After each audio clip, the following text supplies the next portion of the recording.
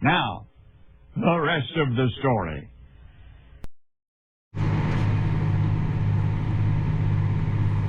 We're back to, this is yielding better than I thought it was.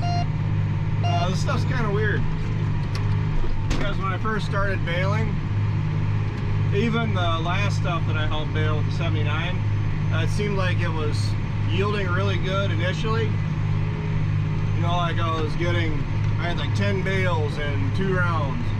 Well, kind of felt like it was starting to taper off, like I wasn't spitting them out as fast as I was, and now it's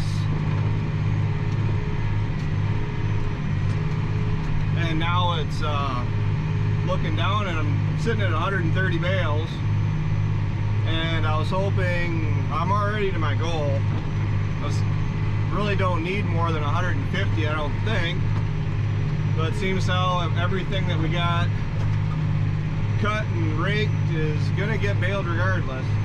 It's not like any of this is gonna go to waste.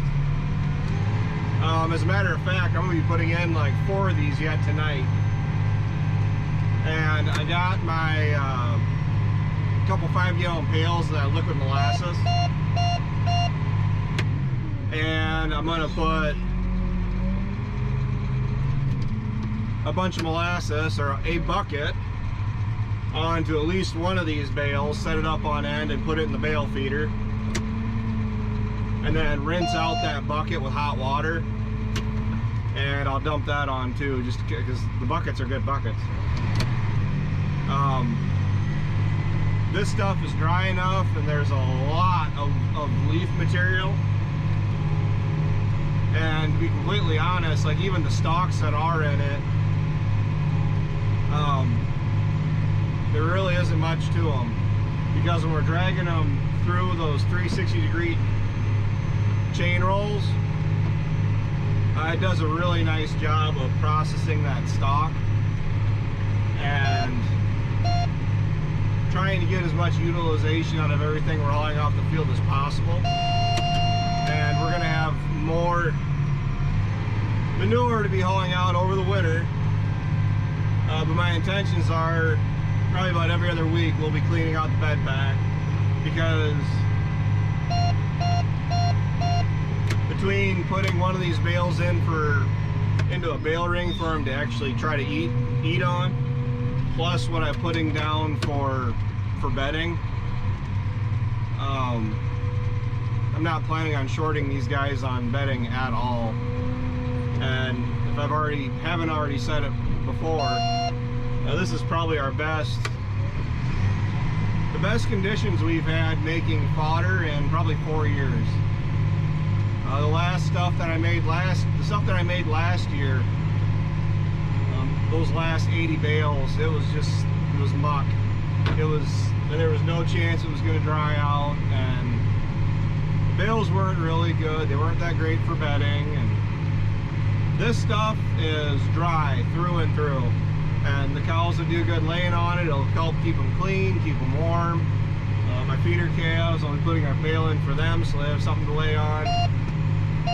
And I mean, with the cow numbers gradually ticking up, I mean, I'm not really crazy about hauling all this fodder off the field, because the crop guy side of me is definitely saying I would rather see this residue work back into the soil.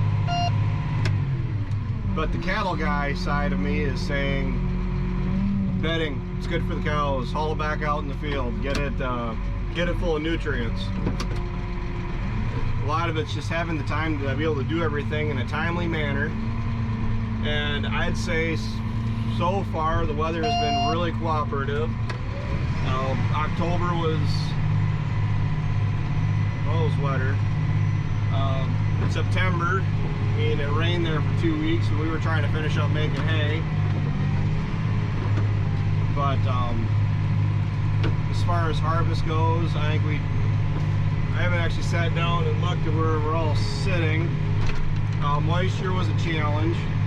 Moisture was a big challenge, just because it's Thanksgiving week on the last stuff that we harvested, and the bales were, or not bales, the corn was still like 21, 22%. Well,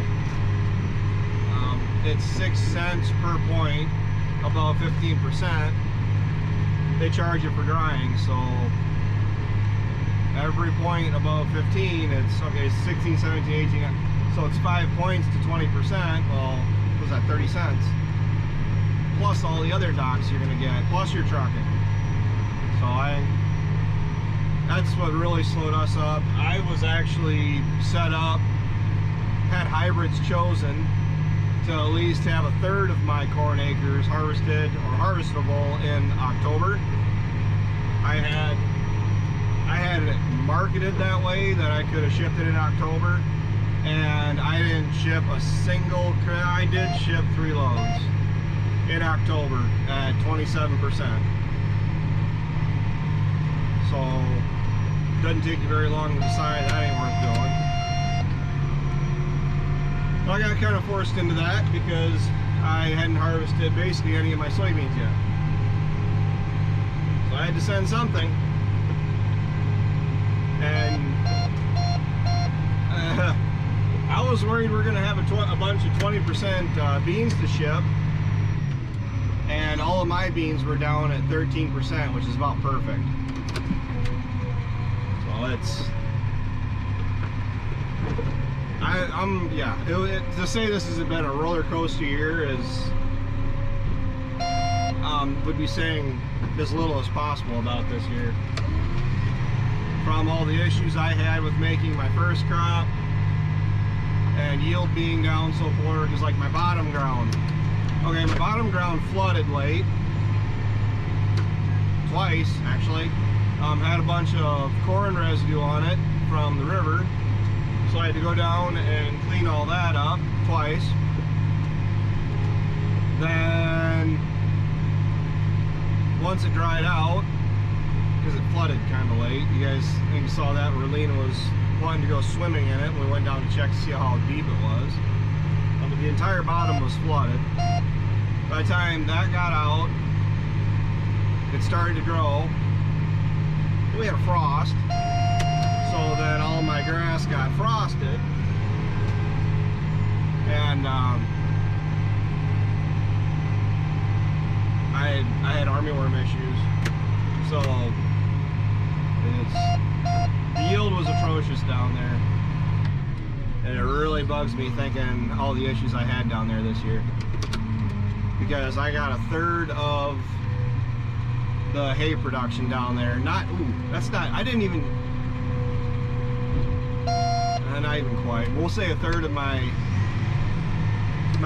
hay production down there that I normally do. I mean, I never did fill that shed down there. And then having a bunch of cattle I'm trying to feed,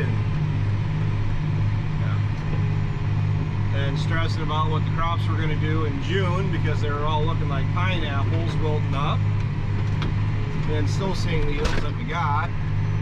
Yeah, I would rather have yield and wet corn, because at least you can dry it down. For the most part, I've heard some stories around the area.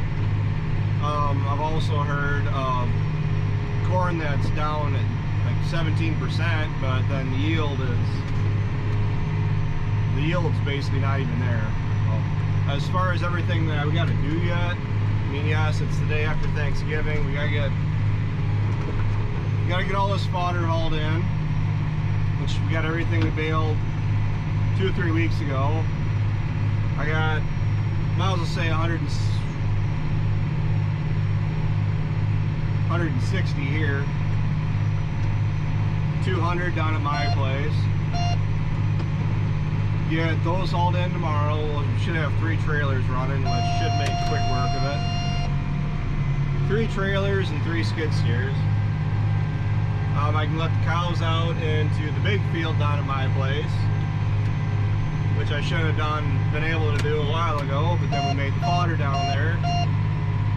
And with the weather cooperating, when we did harvest, we did